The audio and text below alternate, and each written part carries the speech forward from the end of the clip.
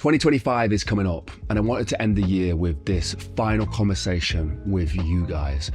Over the last 5 or 6 years, so many of you have asked about some of my achievements and some of the goals that I have set and ultimately seen to the end. And you wanted to know how I did it. You wanted to know the methods that I used. I use all the methods that our guests have spoken about over the years, and that's what I want to talk about. I want to go through some of these things that you can apply to your day-to-day life and achieve the goals. And we have a variety of goals, starting from my weight loss transformations. I know so many of you are interested in how I achieved that.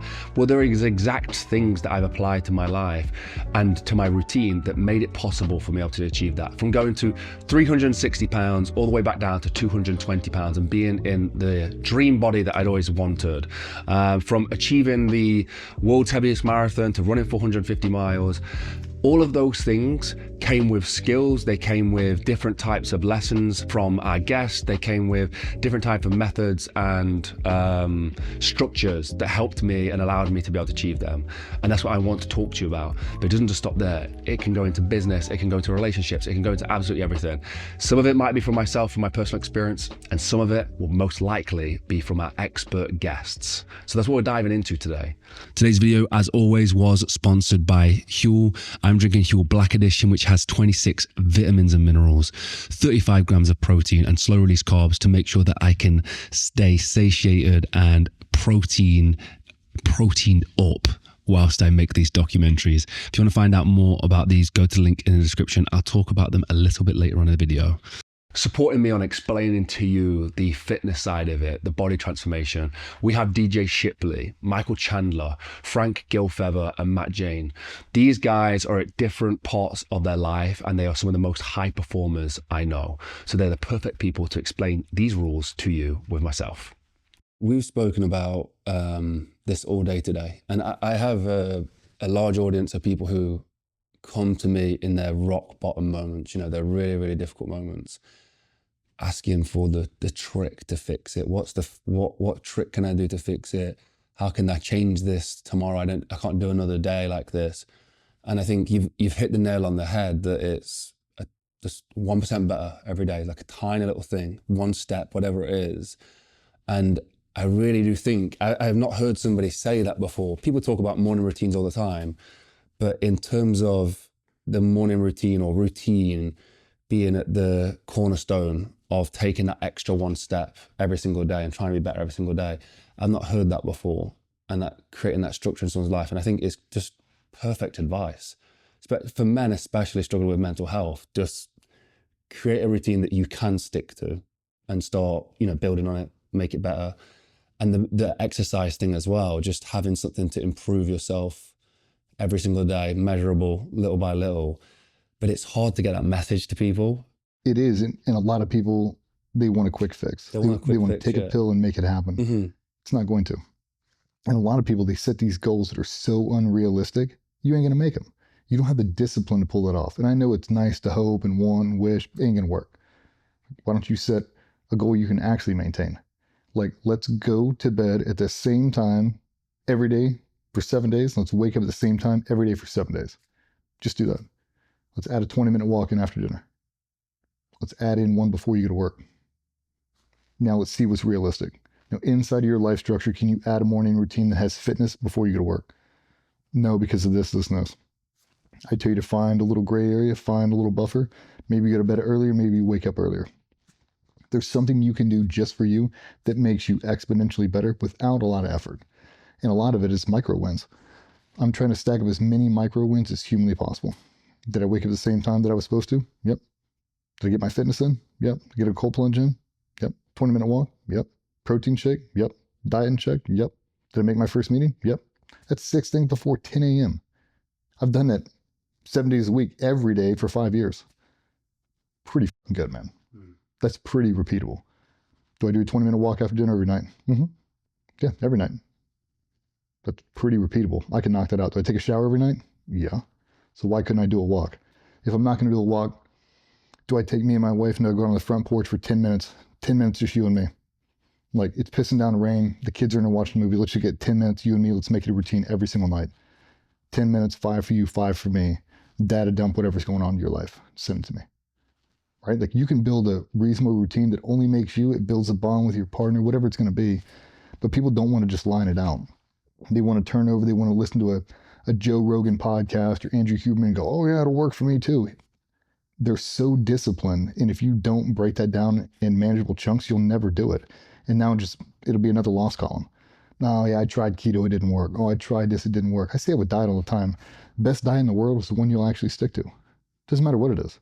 That can be keto, that can be vegan, that can be whatever you want it to be. If you'll actually stick to it, that's the best diet for you.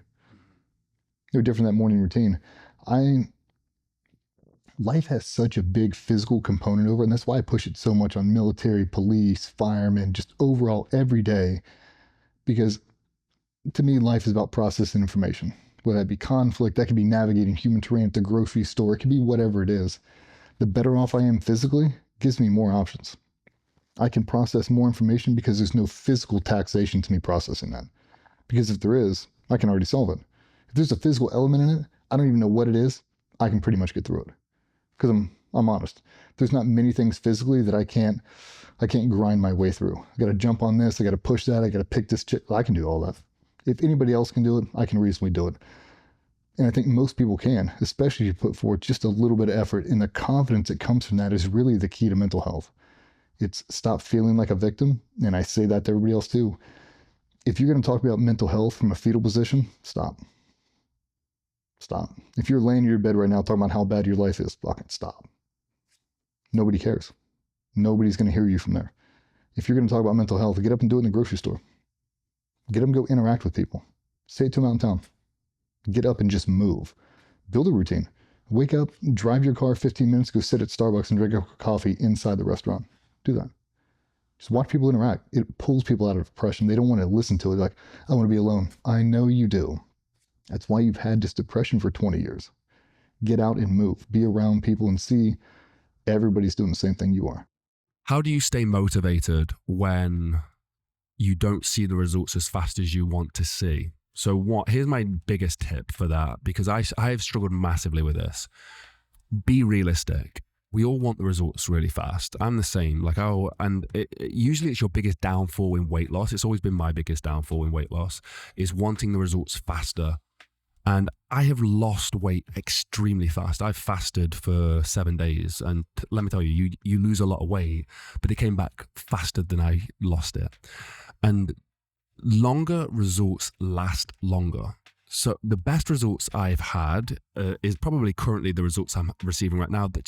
It's taken years to do this. And then also the second tip I would say is, if you're going to set a realistic goal, is really break it down into the maths. So to do the maths, you need to figure out where you maintain your body weight. For me, that's around 3,200, 3,400 calories. I start at that calorie intake per week.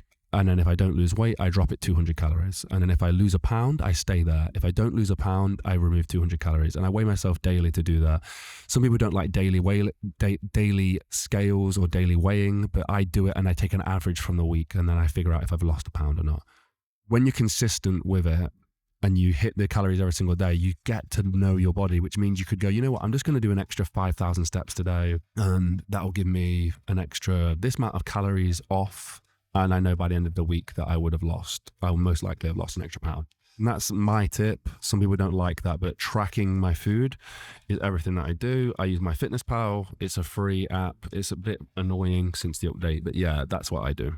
Something that, a lot of people have asked, and I asked you today, and it was, I really like your answer. I don't know if you remember what you said, but I'll ask you again, is 78, you've still got a real good snap in, a pep in your step and a snap in your jab.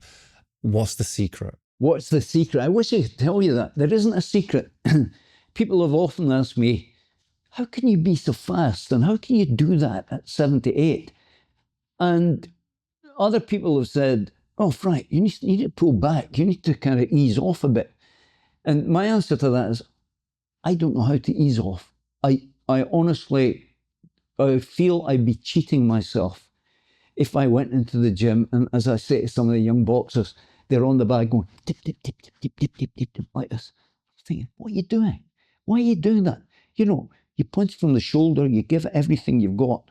Okay, you wouldn't do that in sparring, although we used to. It was 100% sparring.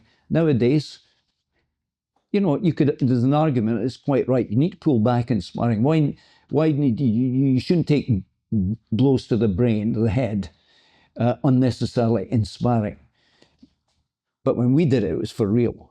And so the answer to your question is, I do not know how to pull back.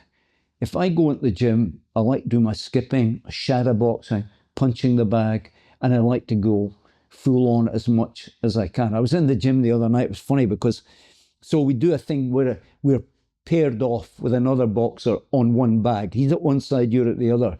And the coach will shout, all right, you do 30 seconds of punching, and then you stop, and the other guy does his 30 seconds, and you hold the bag for him. And all the while, you're supposed to be getting a rest. For me, it's hard going. Still, we went for it. I was with a 14-year-old kid. So I go, and I'm giving it full throttle, right? And I think that's the only way I know how. And then it goes to him, and he's going, and they're all going, I'm looking around, they're all doing that. And I'm thinking, wish I could do that, because then I wouldn't be so tired at the end, but I couldn't. So we went on and did this for easily 10 minutes, 30 seconds, full blast. At the end of it, it was exhausting, but at the same time, it was exhilarating. So I feel and I tell this to young guys, doesn't always get through. You've only got an hour or 90 minutes in the gym out of your whole life. What is that?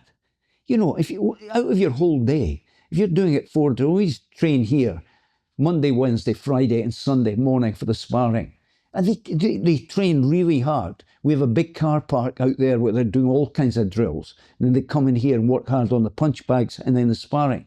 And that's great. So an hour and a half out of your day, why wouldn't you give it everything you have? And to be honest with you, to be fair to them, they do. But a lot of them are playing tippy-tappy on the punch bags. We would never have got away with that. But maybe I'm wrong. Maybe they're right. Financial goals is one of those things that sort of has a little bit of a taboo around it. We're not supposed to talk about it. Guys, if you have a mission in life, if you want to achieve something, or even if you just want to support your family, being financially free is extremely important. And for us to be able to do this, to do Mulligan Brothers, to help inspire change, we have to make sure that we have all the resources that we have around us. So it's been a goal of mine always. So I have some incredible people to help explain that. I have Mo Gordat with me, somebody who has seen both sides of the coin and now uses his resources to push a purposeful mission. And also Seth Godin. This guy has created some of the best books out there that can help you, inspire you as an entrepreneur, a businessman, or just somebody who wants to help themselves financially and achieve those goals.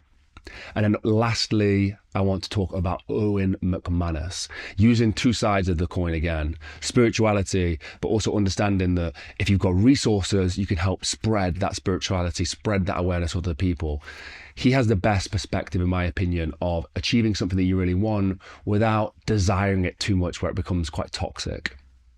It's really interesting in this space. There's all these tiny networks or, people with these huge tribes. And it's funny now, I'm starting to see with these big corporations is that it's almost like talent acquisition, like trying to sign guys and take, a set of, like you say, like 1 million followers, a million people on the tribes, and then put them on their roster or whatever it is. It seems to be happening a lot at the moment. Well, if you think about it, that's really the business that they've always been in the sense that they don't know how to start from scratch. They know how to use money to get attention.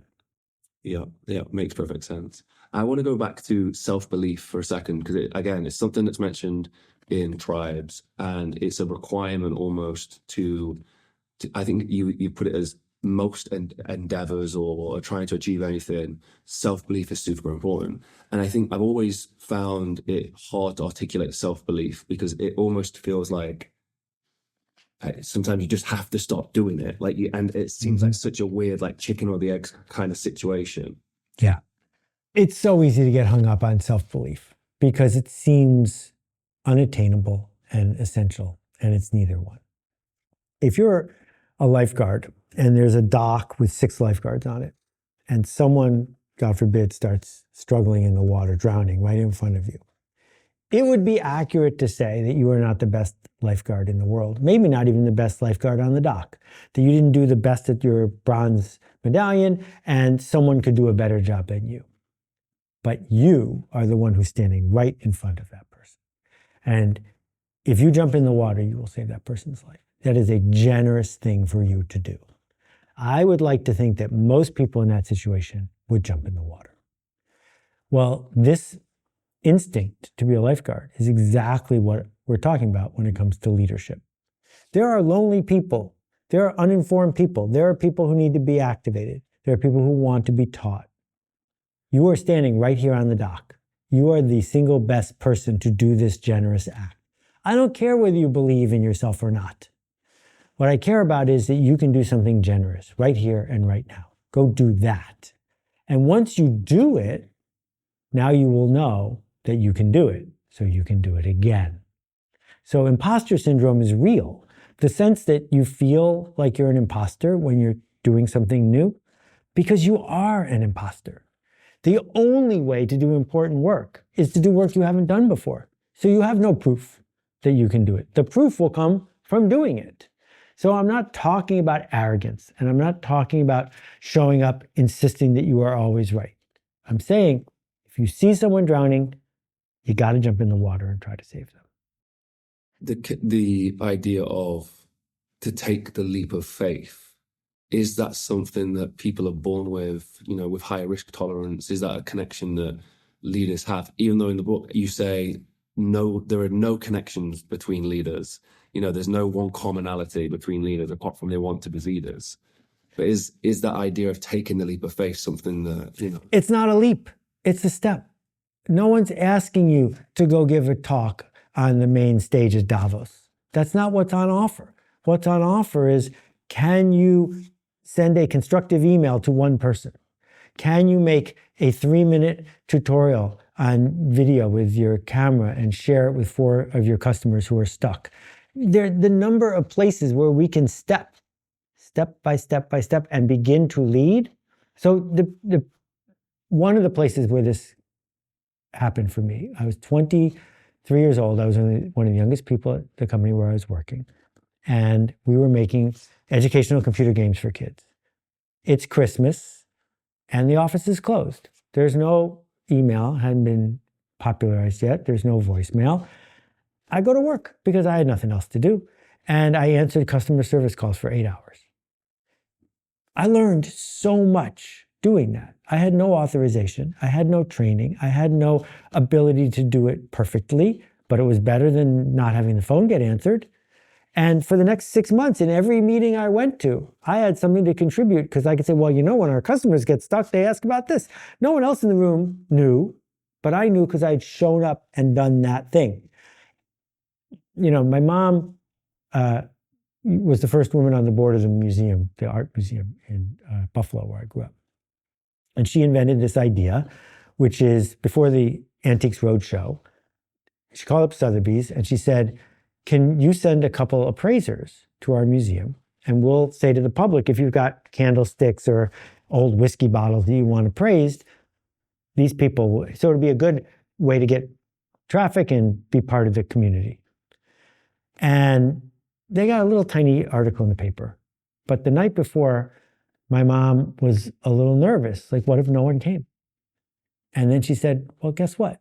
If no one comes, no one will know that no one came. And the next day, there were 1,000 people waiting in line. The fact is, you couldn't get a permit to do that. You couldn't prove that it was going to work. You couldn't practice it before you did it. If no one came, no one would know no one came.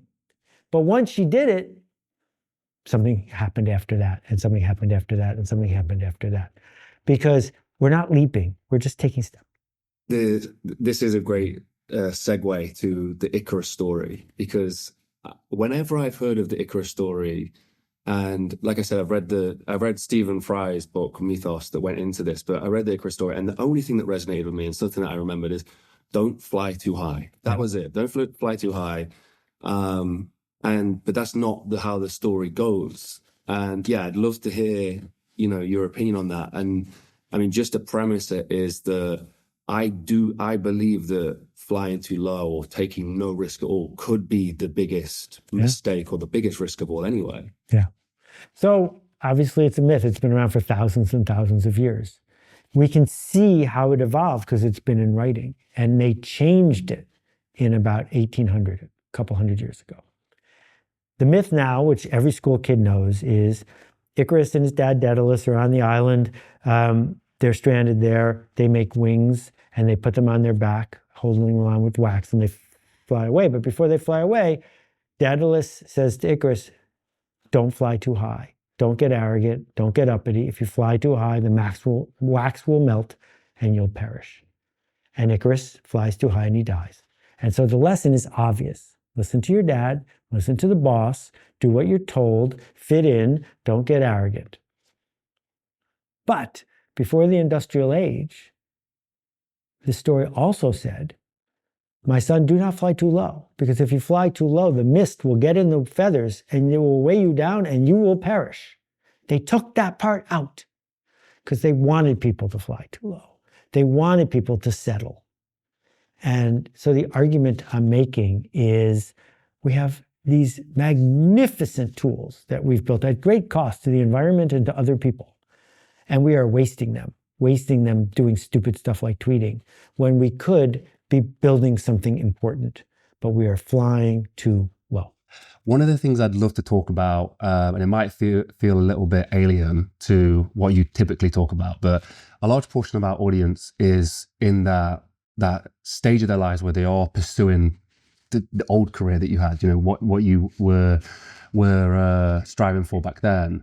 And I'd love to talk about that now, and then throughout the rest of this conversation, we can sort of strip that back a little bit and talk about sort of the opposite side of that. But back then, when you started to achieve those goals, what did that mean to you? And what sort of frame of mind were you in trying to get to a company like Google? Would you believe me if I said I was never trying? So my wonderful daughter always tells me I've been paid in advance, which really, really summarizes. I mean, I can easily tell you, other than the loss of Ali, I'm probably the luckiest person you've ever met. I don't know if luck can be seen as like coincidences that happen out of nowhere, but I think life will throw you a lead, if you want, when you're ready. And some of us, observe the lead and act upon it, and we call them lucky because they've seen it. But I have always been sort of guided to the places I have been, I found myself in. I think the example that summarizes it very, very, clearly is Google. Okay, the reason I joined Google, believe it or not, is I was at the time the head of the telecom sector for emerging markets at Microsoft, and my head of Eastern Europe was a German gentleman who is a wonderful guy who just had a child and wanted to stop traveling across Eastern Europe. So he asked me to help him get a job in Germany. So I spoke to the head of the country manager of Germany, and I recommended him very heavily. And so they basically decided to hire him as a sales manager for the German business. And listen to how life works. Huh? I'm sitting in front of him in a sales conference somewhere, I think Rhodes, if I remember correctly. I get a call from the head of Germany saying, I just wanted you to know before I tell him that we've chosen him. So I said, he's sitting in front of me. So he said, oh, that's wonderful. Why don't you tell him? So I tell him, he picks up the phone, calls his wife, says, I'm so happy. I'm not going to be traveling anymore. I'm going to be spending time with you and my child. Everything's wonderful. He hangs up. He gets a call from a headhunter trying to hire him to head emerging markets for Google. So he basically responds by saying, no, I don't want that at all. I've just got exactly what I want, right? But I know the right person for you. And he hands the phone over to me, where I go like, no, I'm not interested. And she goes like, are you stupid? I kid you not. I mean, Agnieszka is still one of my best friends today, and she was the headhunter for Google at the time. And she goes like, are you stupid? I'm giving you the opportunity to work for Google. And I said, well, I think you caught my attention, but I really am happy doing what I'm doing. So She said, maybe you'll be happier. Why don't you go interview, right? And then decide. And if a lot of people will tell you, oh yeah, I made it. I was the head of Google, right? I didn't. I was stupid. Literally, I was even spotted as stupid. But luck wanted me to be in a specific place. And I think a lot of people misunderstand that. The thing is, when I went to Google, I worked my backside off. No denial on that. But again, you have to understand that if you really look at life as all about you, okay, you're going to have to battle through life to get to where you want to be. If you look at life as part of you and that you have a role in life for you and for others, life will tap you on the back and push you forward, okay? And when you're stupid and you want to take different directions, life will even participate by giving you someone that says, no, you're not listening, okay? And I really, really think that anyone who sees it any other way is arrogant, okay? Because I know so many people who have succeeded in life. And I'll tell you, hands down, okay? They were handed over opportunities and they spotted them and acted upon them. Nobody creates it from A to Z at all. Wow. Just to speak to the achieving it though, once you started to, I guess you weren't, like you said, you weren't aiming there or striving for that, but once you started to get the material benefits, you were starting to get the accolades and probably highly regarded in your, sector, in your space. To sing to that for the people who watch that, who want that, what was that like? Like, what was that moment like? So some of us get lucky and get a lot of money and a lot of fame and a lot of fancy toys and, beautiful partners and whatever. And these are the cursed ones, okay? Believe it. As long as you associate with those things, no amount of them is enough, ever. Okay, you could have the most beautiful partner on earth and you'll still look around and say, but she's too tall or she's too short or she's too this or too that, or I haven't tried this and maybe that, and right? You could have, a beautiful, fancy, amazing car and then go like, but I want a hatchback and I want this and I want that, and right? And some of us get luckier, if you ask me, where I say most people would not actually be able to say those things don't matter until they've tried them. And I acknowledge that, okay? But some of us try them and get addicted to them, and then they spend a lifetime chasing something they don't need. And some of us try them and go like, it's not really what I wanted at all, okay? And they stop, they reflect, they suddenly say, yeah, you know what, I could be with a different person every evening, but I'm missing something. I'm missing genuine, deep love. I'm missing a connection that is replaced by junk relationships, if you want, that are shallow. You could get the ability to buy reasonably nice clothes and look good in life and so on, but then because you care so much about that ego and that image, you start to chase more and more of it. And then one day you're bald and fat like I am, and then you no longer look amazing. Okay? I never did anyway. But you see, the idea is if you're associated with that, your ego works against you. Your ego shreds you to pieces. Okay? Because if you care so much about being ripped and being handsome and being this and being that, one day that goes away. So the luckier ones of us actually get some of that, but lose the appetite for it, okay? And I have to admit, I don't know how to say this. There was this fable that they teach in my part of the world about someone that goes to the scholar that teaches religion and spirituality and goes like, you're the teacher for all of us, tell me the secret of happiness. And the scholar says, I'm sitting in a very simple place on a simple mat. He says, no, I'm not the best person to teach you this. You need to go to my friend and he will teach you. And so he goes to his friend, and his friend is living in a massive palace. Everything is gold, marble everywhere. And, and he refuses to meet him. Okay? And so he goes back to his scholar and he says, so what are you saying? The secret of happiness is to have a palace with marble? And he said, no. The secret of happiness is that my friend has a palace with everything in it. But if he lost it all tomorrow, he wouldn't blink. Okay? I have this mat that I'm sitting on, and if you took it from underneath me, I will kill you. Right? It's that attachment to things that tortures us. Okay? It's that attachment to images, to promises of the modern world that truly tortures us, believe it or not. So the luckiest of all of us are those who own the world, but the world doesn't own them. Yeah, I love that. Les Brown, a motivational speaker, I don't know if you've heard of him before. He says, money doesn't buy you happiness, but everyone wants to find out for themselves. 100%. And yeah, I completely agree with that. I need this to be the measure of who I am as a person. And frankly, through our life, I'm going to jettison this even to Aaron, because years ago, I was at this event in Orlando, and the event got canceled. I think I was supposed to speak to 10,000 people, and a hurricane came crashing through. It was a pretty severe one. People were having to flood out of Tampa, and people didn't have a place to stay. And we're staying at this hotel, and we have some of our team there. I asked the hotel, why aren't you, are you going to let people stay here? And they said, we're not authorized to let people who don't have a shelter stay here.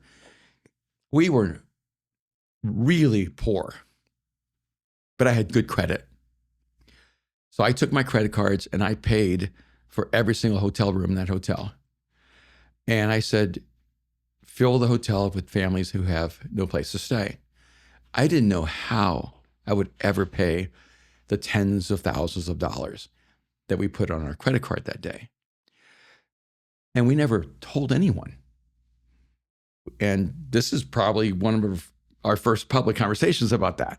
The reason I'm telling you that is because we've tried to live a life that was authentically generous and sacrificial. And I love that I get to do that. For me, the more successful I've become in my life, or the more wealth I've had in my life, I just love that I get to do more good in my life. And it's not for anything in public. 90% of everything we ever do that might help someone, no one will ever know. And I think that's really important. And Aaron will never tell you this, but he's a really successful entrepreneur. He owns 2 homes. In one home he has rented it out to a family who can't afford the mortgage. So he pays probably 35% of the mortgage for them so they can have a home. And then right now in his other house, he has someone staying with him who needs a place to live and who came here from England. That's who he's been all of his life. That's who our daughter Mariah is. They're the most generous human beings I've ever known. And I remember when Aaron's moving to New York, and he would never tell you this. He writes a check to Mosaic for $6,000, which is every penny he had before he left, because he wanted to leave with an act of generosity, not even knowing how he's going to generate his next paycheck. It's just for us who we believe we're supposed to be. I mean, first of all, both of you're crazy, because right? Because it's amazing. And where I shifted, from pursuing material things or success or things like that, to something more altruistic or more noble. And here's the irony: the story's backwards for me. I was a monastic. I gave myself permission to have nothing. When Kim met me, everything I owned I could put into a grocery bag, a paper bag, other than my guitar. And my family was pursuing wealth and success and driving really nice cars and taking a month in the Swiss Alps. And I was a reaction to my family. And so I saw wealth as evil, possessions as evil. And then I became a follower of Jesus. And at first I was creating Jesus in my own image, And so I thought, me and Jesus, we're poor. Me and Jesus have a vow to poverty. Me and Jesus hate materialism. Me and Jesus, are against wealth and power and institutions. And I would call myself an anarchist. And then I went to work with the urban poor because of that value. And in those 10 years or so working with urban poor, it radically altered my whole view of my personal responsibility and of the economics of human life. And when I married Kim, I didn't even buy a bed because I told her a bed was a luxury. We slept on the floor, and she's so awesome. She slept on the floor and never complained. And you have to understand, that was the opposite. I don't understand. I'm still single. I have a bed. and then when I went to this pastor that knew me in college, I introduced him to Kim. And I said, do you think, this is the right person for me to marry? He said something really interesting to me. He said, she's exactly the right person for you to marry because she was an orphan and she grew up in poverty. And you have an unhealthy relationship to wealth. And you will grow to love her so much that you'll want to provide her a home because she never had one.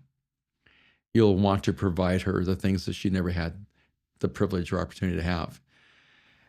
And I don't know if anyone's ever spoken more truth in my life, because I don't think I would have ever made the choices that created a home or created a family or reconstructed my life to be a husband and dad. And if I hadn't have made a shift to love someone more than I loved my ideals.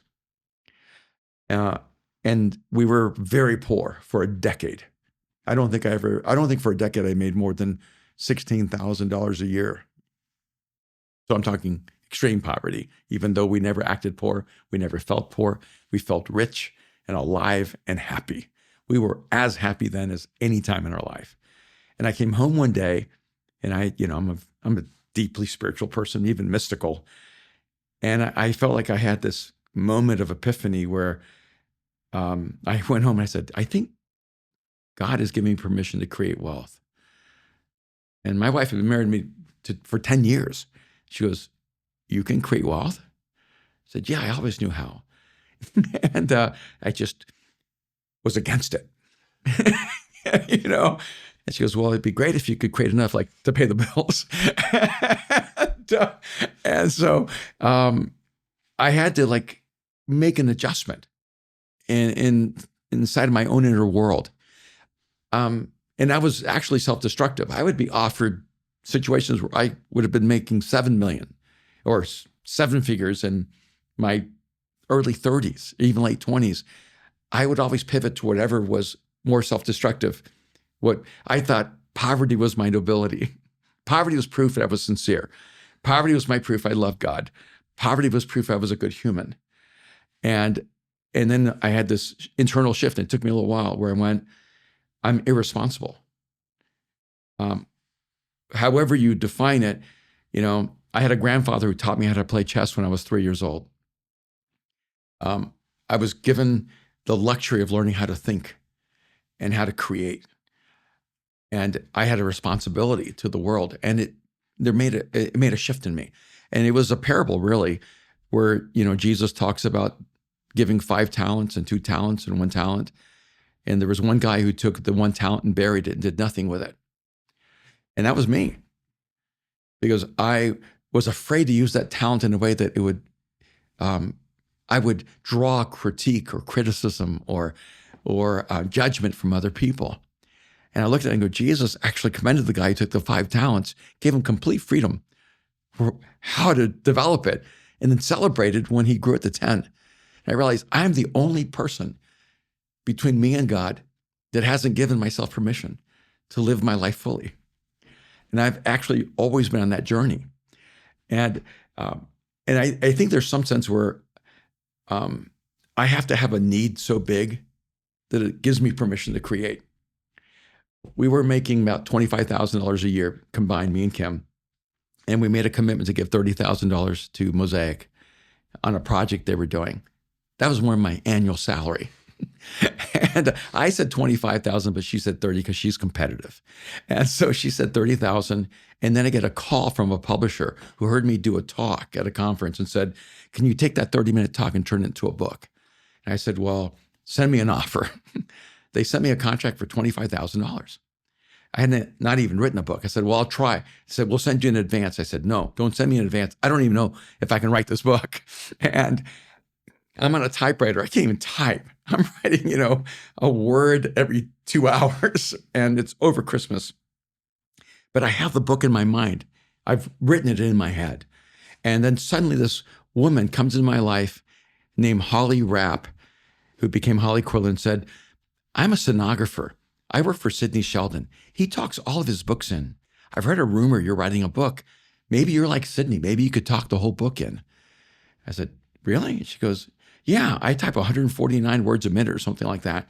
She goes, just come up to Sidney's, I'm in Palm Springs, come up there.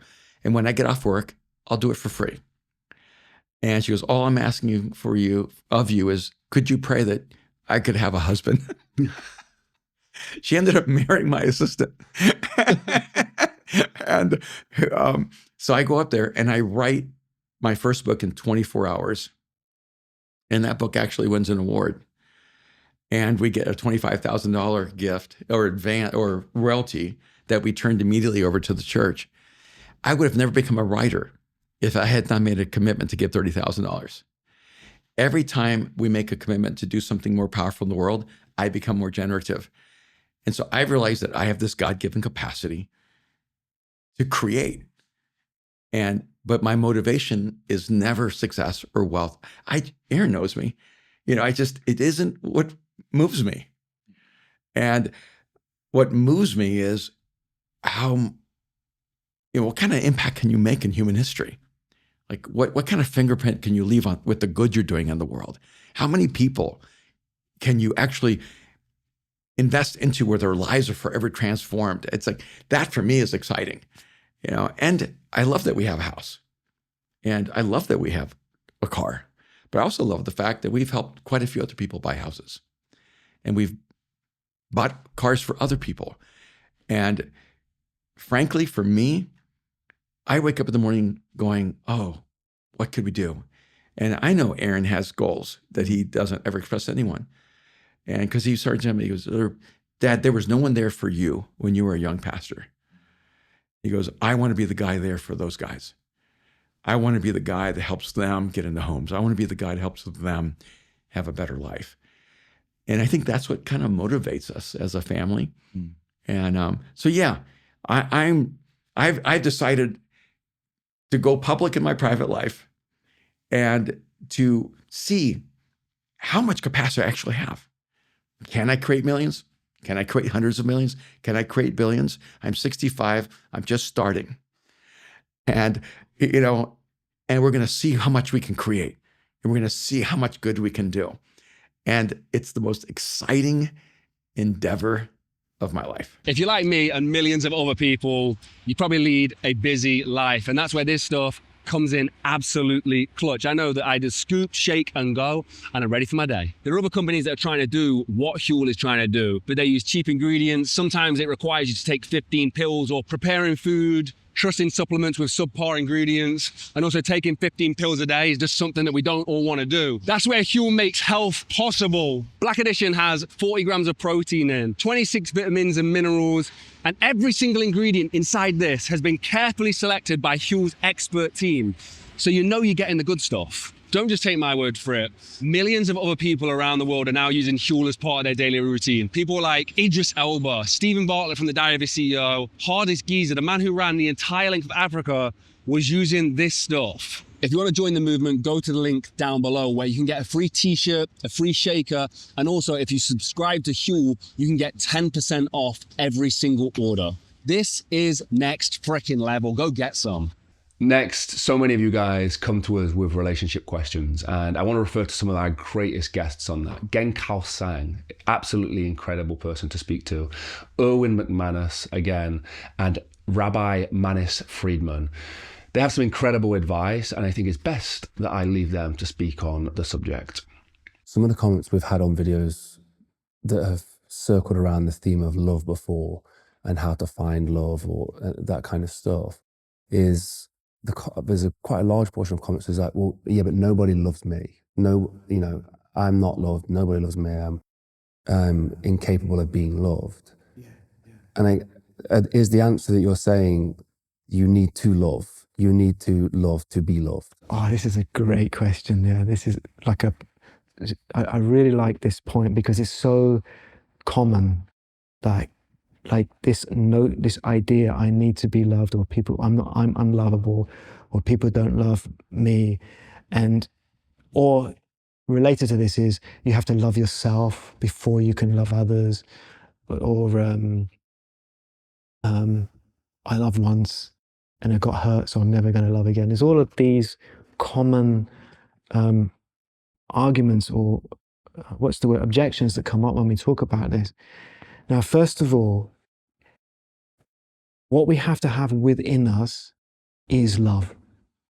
And for there to be love within us, we have to love other people. If we try to love ourselves, I mean, I don't know if you've actually thought about how to do this practically. The idea of actually loving yourself, like whether that means you wrap your arms around yourself or what, but it becomes an extremely difficult thing to do because it's very difficult to work out what it is you're actually loving. Like if you look into your heart, it's just clarity of mind. So, but if you love others, you develop a warm heart, feeling of being close to others, you develop affection. Once you have affection in your mind, you like the person you are. And so whether or not people love you or not is irrelevant. If you like the person you are, if you're comfortable in your own skin, if you have self-esteem because you know and you feel that you have good qualities, because you have a good heart, you don't need anyone to love you. Of course, people are drawn to that. You don't need to worry about whether people will love you or not. If you care for people genuinely, and I'll talk about the mistakes that we can make in that department as well, but if we care for people genuinely, if we have a warm heart and a feeling of being close to others, we will not only be completely contented with the person we are, but of course, people will be drawn to us. I feel where the mistake happens is we confuse love with attachment. And we feel that we want to be needed, and we want people to need us. Yeah, this is unhealthy. This is what leads to the common, like the codependency relationships, the narcissistic codependent relationship, all of these things, they're all the same mind, they're all coming from attachment, whether it's a narcissistic mind or a codependent mind, it's all coming from the same place. It's not love. In that situation, we're focused on ourselves. This is like, maybe we could call this self-love. And where we think, I'm important and I need something from someone else. It's a very selfish mind. It's often confused with love. Like if you think of some of the lyrics of love songs, I can't live if living is without you. And then imagine that someone came to your front door and said, oh, hi, just want you to know, I can't live if living is without you. You'd be like, back away from the door.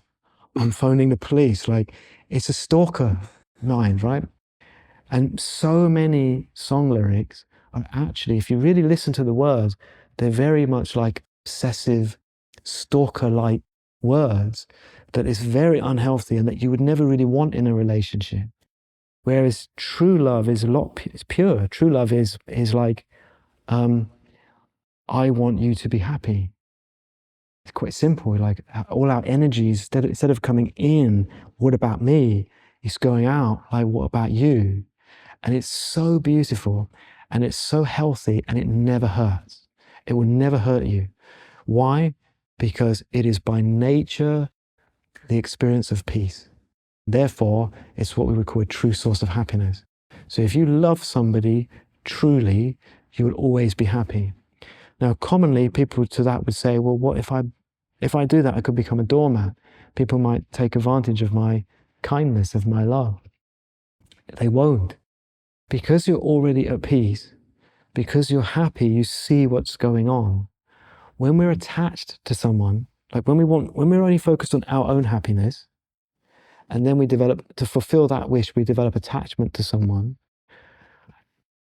it's effectively like giving them the keys to our happiness. As soon as you're attached to someone, we've all been in a relationship where we are more attached to someone than they are to us. As soon as you're in that dynamic, they can do whatever they like.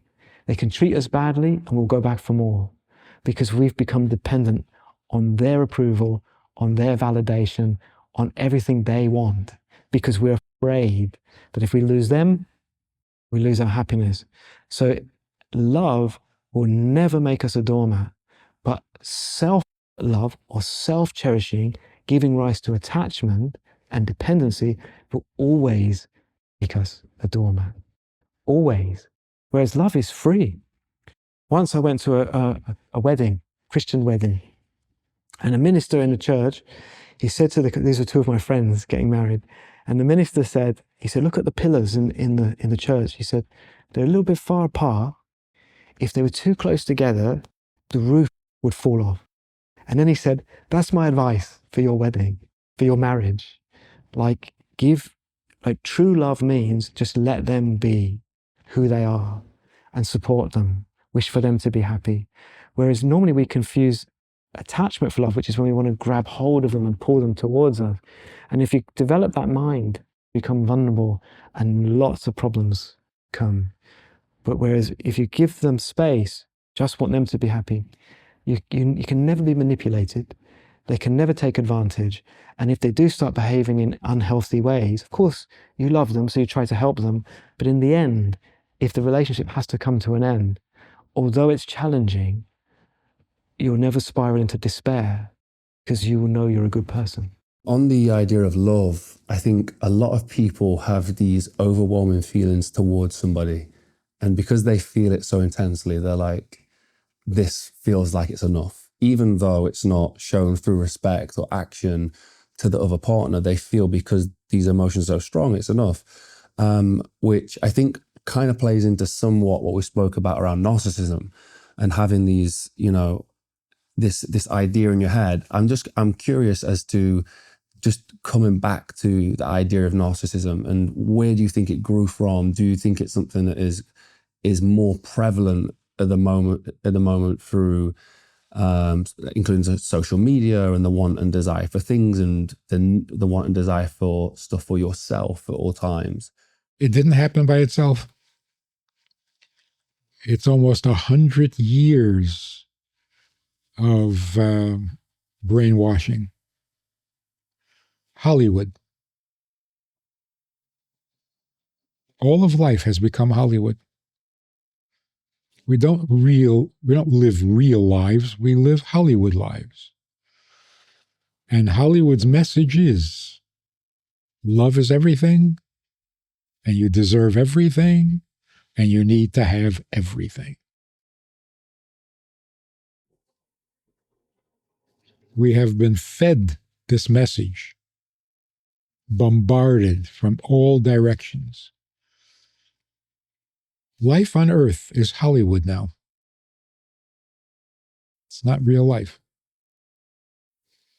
So no, love is not going to keep you together, and it's not all you need. That's Hollywood. And no, you don't need this car, and you don't deserve this car. These are all fake brainwashing messages to get you to buy stuff. That's all it is. And in the meantime, it completely destroys your moral fiber. How sick is it to say, if I love you, you are the most important person in the world. If I stop loving you, you're nothing. Now, is that frighteningly disturbing? Your value depends on my loving you? That's dangerous. It's dangerous. Romeo and Juliet. If I can't have you, oh, that's not narcissism. It's terrible. So all these beautiful shows, these beautiful movies and television shows, full of love. It's so toxic. It's such poison.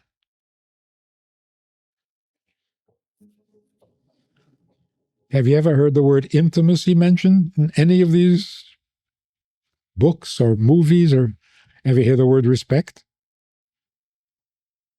Disrespect, yes. Oh, you disrespected me. But who respects anybody? Nobody. It's frowned on. Nobody respects. That's not even acceptable. Just, I wanted to go into some practical steps, into some of the themes we've just spoken about. What practical steps would you take to finding the right person to get in a relationship with? Step number 1. Do you have a life? When you ask someone to marry you, you're asking them to step into your life. Do you have a life? No, we'll ride off into the sunset and make a life together. No, you won't. You're going to start depending on each other, then being disappointed in each other, and then blaming each other for not having a life. Before you ask someone to join you, you got to have something to join. What is your life? That's the first compatibility issue. Does she want to share the life you have or envision?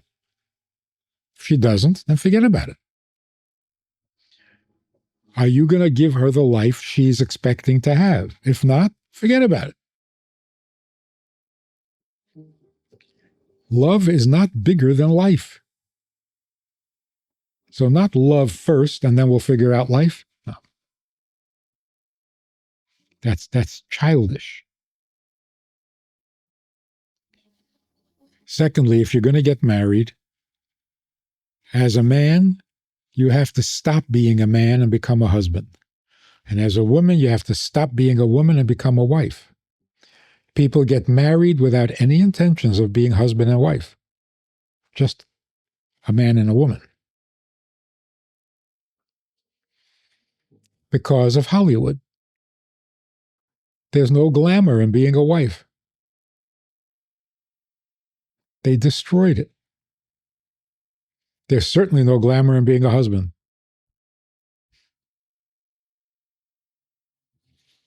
There's agony. There's sacrifice. Some of the movies are, husband and wife sacrificing for each other. So there's a lot of cost, but no benefit to being a husband or being a wife. So husbands and wives find each other indispensable. You're not a good husband without a wife. But you can be a healthier man without a woman. You can be a healthier woman without a man. So as a man and a woman, you really don't need each other. Men don't need women. That is such a shocking statement. But it's so true. Take Hollywood out of the picture. It's so true. A man does not need a woman. To be a man? None. In fact, if there's a woman in his life, it complicates his life. He's got to adjust. He's got to not be such a man. A woman without a man in her life is so much healthier. Just a woman, free to be a woman. So a man and a woman should not be in a relationship because they're going to destroy each other. A husband and wife, that's amazing. So if you don't intend to become a husband, don't get married. Don't abuse women because you're going to. Using women is the same as abusing.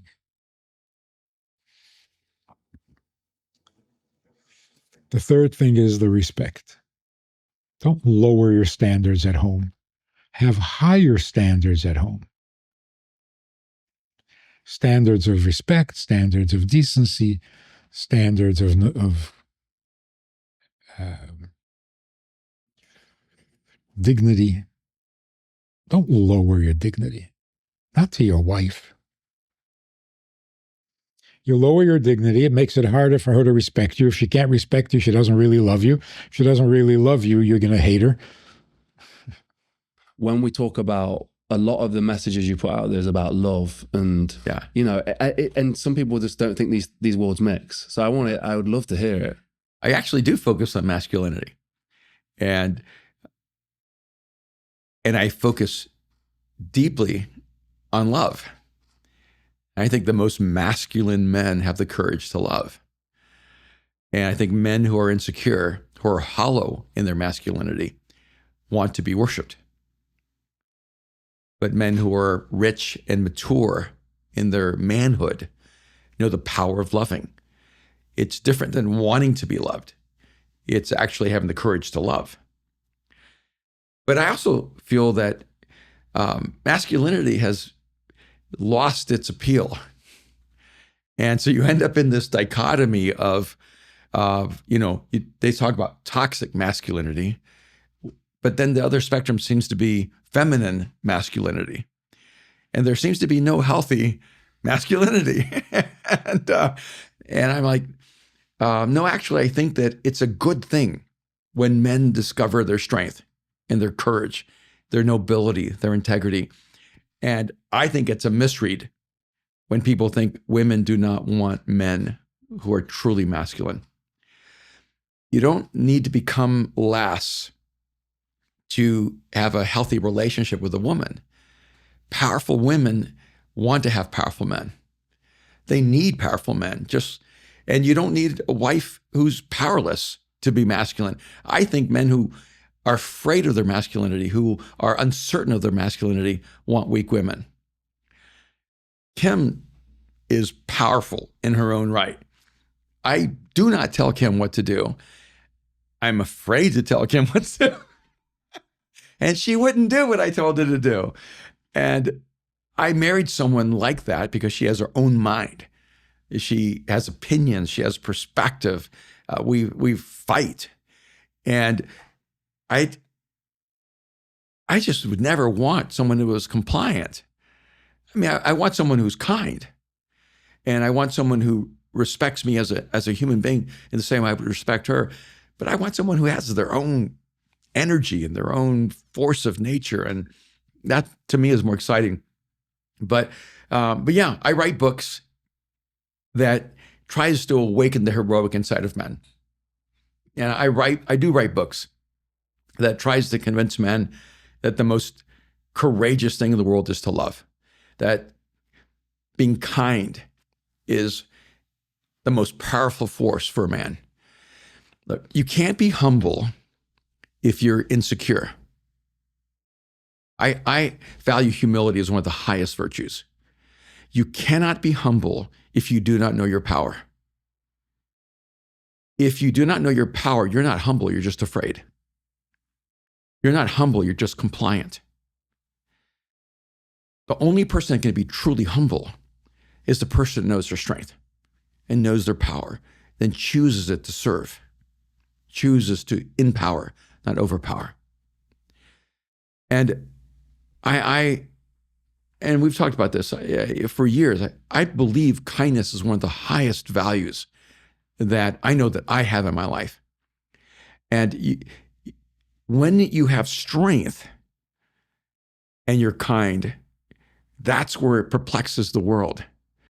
Lastly, one of my most important goals is happiness. And for me, there's different ways of describing happiness, but it's contentment to me. It's understanding that I have inner peace and I'm not frantic and all over the place. That is happiness to me. And you can reach that in chaos. You can reach that in hustling. You can reach that in peaceful times as well. But that is what I'm striving for. And luckily, I have some incredible guests of the show who can talk exactly about trying to achieve this sort of enlightenment. And we have a varied approach. We have Master Shehung Yi, who can talk to the spiritual side and the peace side of it. We have somebody who's a little bit in between, Garen Jones, an absolutely incredible person onto self-development and helping with this idea of letting go of the desire, but also managing to achieve the things you want, which is such a difficult thing. And lastly, one of my favorite guests, Jason Redman, on happiness. And this is somebody who has the greatest life experience and perspective to be able to talk about happiness in a completely different context that I think you can get a lot from. So, and very similar, it is now with that idea of, if you think happiness is something which is uprising, then it just means in the moment you feel that uprising, sooner or later you will feel its counterforce, which is the decline of something. So no, happiness is not what we're looking for. But peace is something different. Peace for me is, there is something unmovable, unshakable inside of you, regardless of the circumstances. So you found a place that you can, let's say, mentally go to, where you feel there is nothing fluctuating, regardless of what's happening out there. Because you found something about you. You found something that nothing can be added to it because it's complete already, and nothing can be taken away from it because there's nothing you can lose. If something like this starts to arise in the way of your perception, I think that is a state which is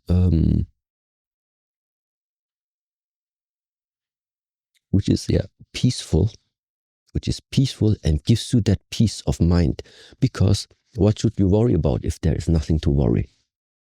In this field of fluctuation, when you have the up and downs, it's the same like when you have the life and the death still chronologically after another. All of these expressions for me is very, very similar. As long as there is movement, you will always be confronted with this idea of dualism, with the existence of like both sides. So, peace means there is something stable about you, no matter if around you things seem to fluctuate. There is still amongst the fluctuation something still there. And if you have access to that, if you can center yourself, if you can calm yourself, calm the mind, it means stop the movement. Stop the movement, and you will enter at peace. What I care about is, are you actually happy? Really? That's important to me. And sometimes people don't even have a safe space to tell the actual truth. So they'll just perpetuate the same game that they've created so that people can see them a certain way. And in this conversation, I believe that if you can align yourself in the physical aspect and the spiritual aspect, because we're literally all of it, what is meant for your life should effortlessly come in. So that's what I mean by effortless millions, but it's like effortless abundance.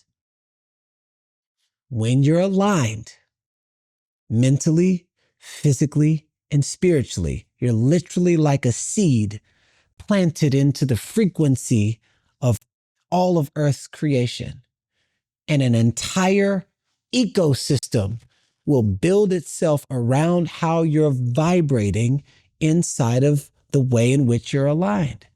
It would be difficult if a bird were to try to be a giraffe. It'd be difficult. You can see how life is that difficult, Now, if a bird were a bird were a bird were a bird who doesn't even know it's a bird, but it's just using everything that's already inside of it, you can see how soaring takes place. That's that version of abundance for the bird. So the effortlessness comes from the full consciousness of alignment from mind, body, and soul.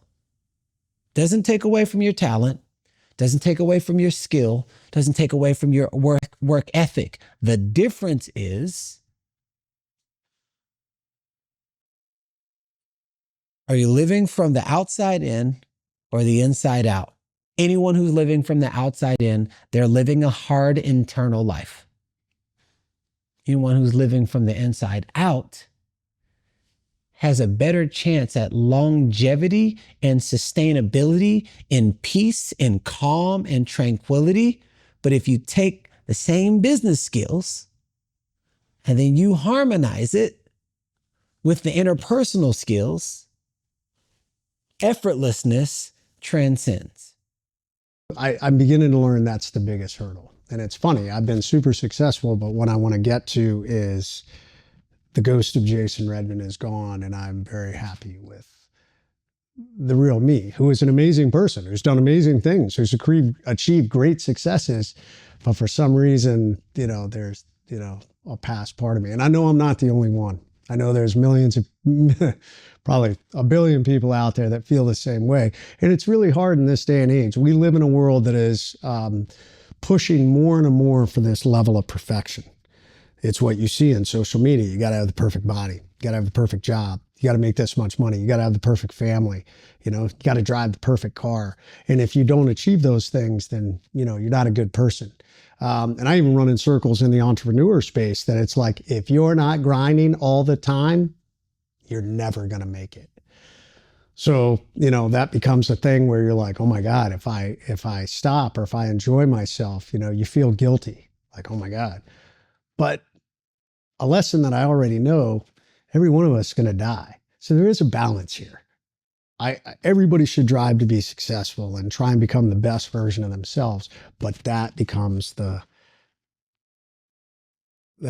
crux. How do you figure out what the best version of yourself is and be content with that? I'm never going to be an NFL lineman.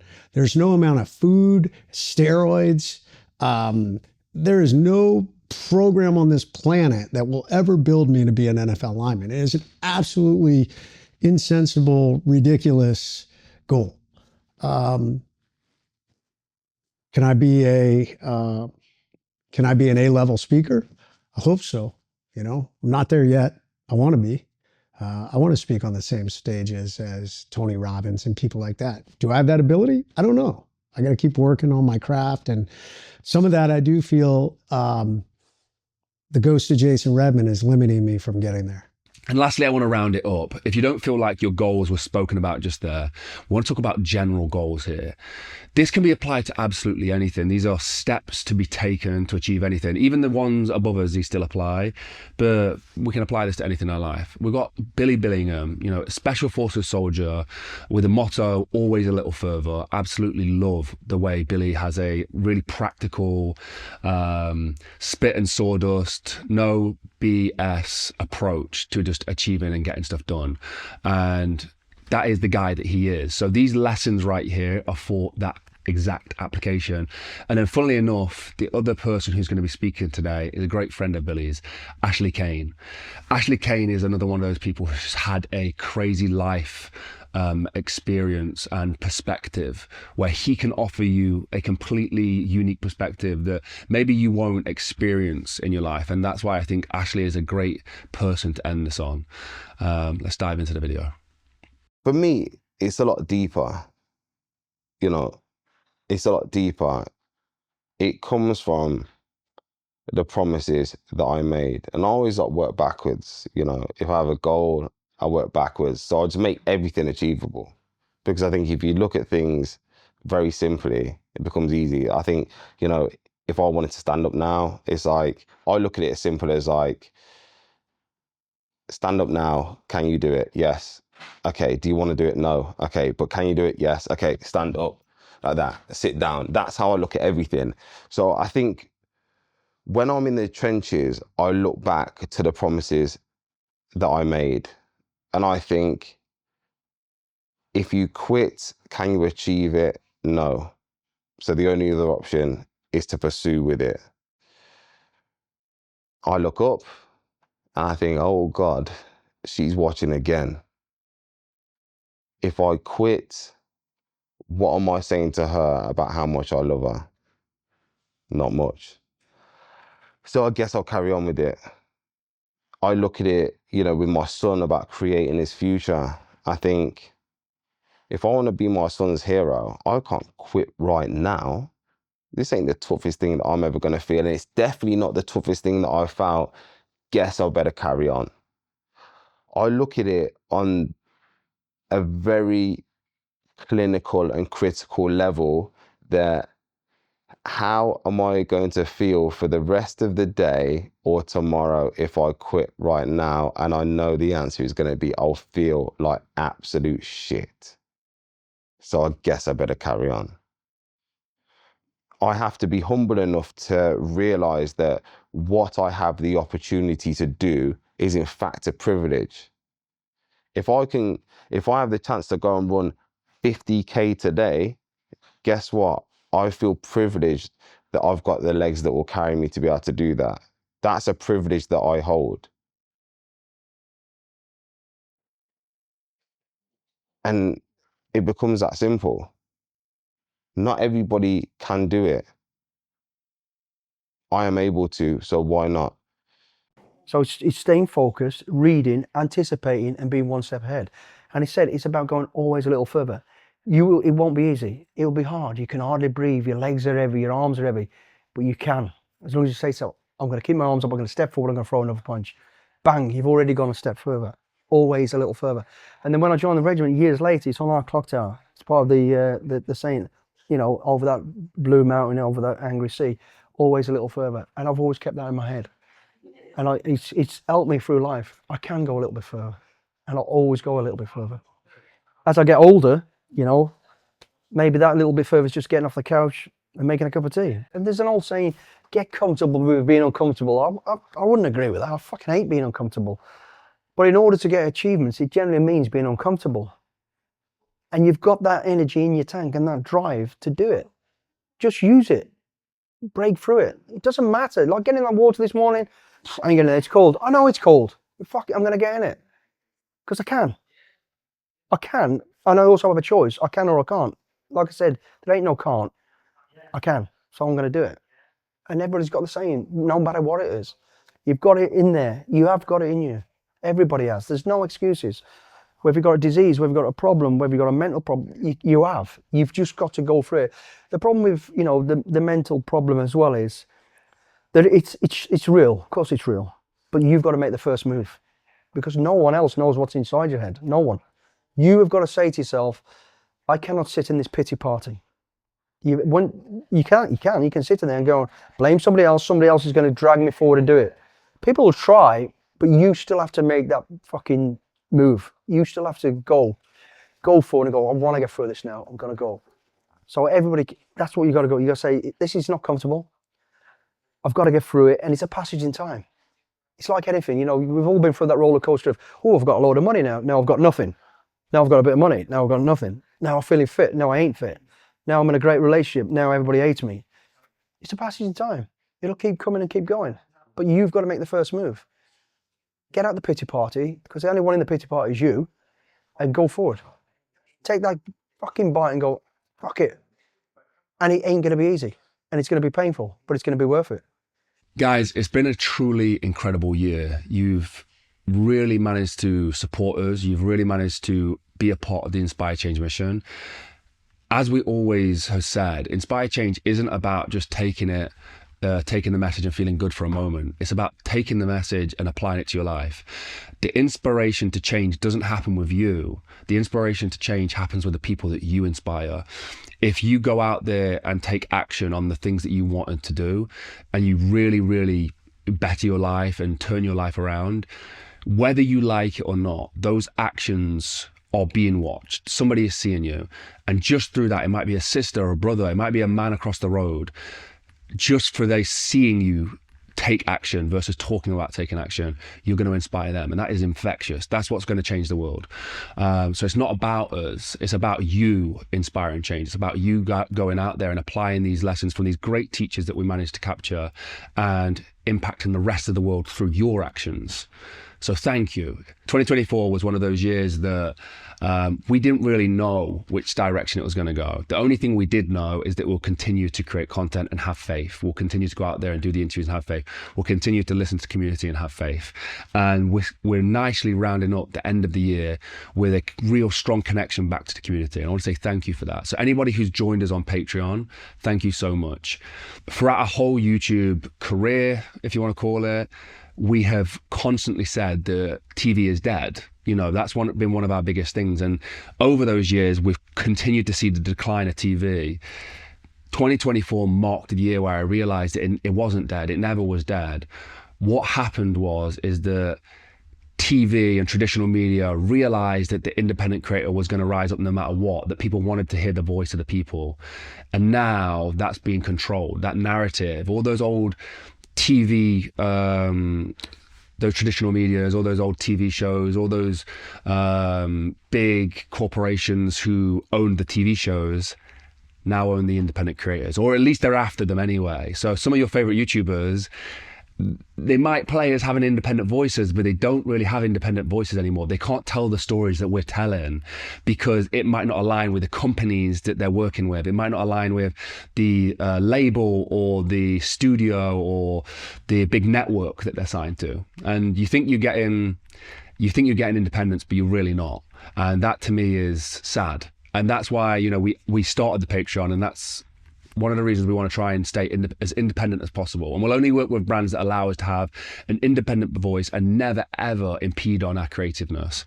So I hope that that's come through our content this year, that we have been chasing the stories that nobody else would chase.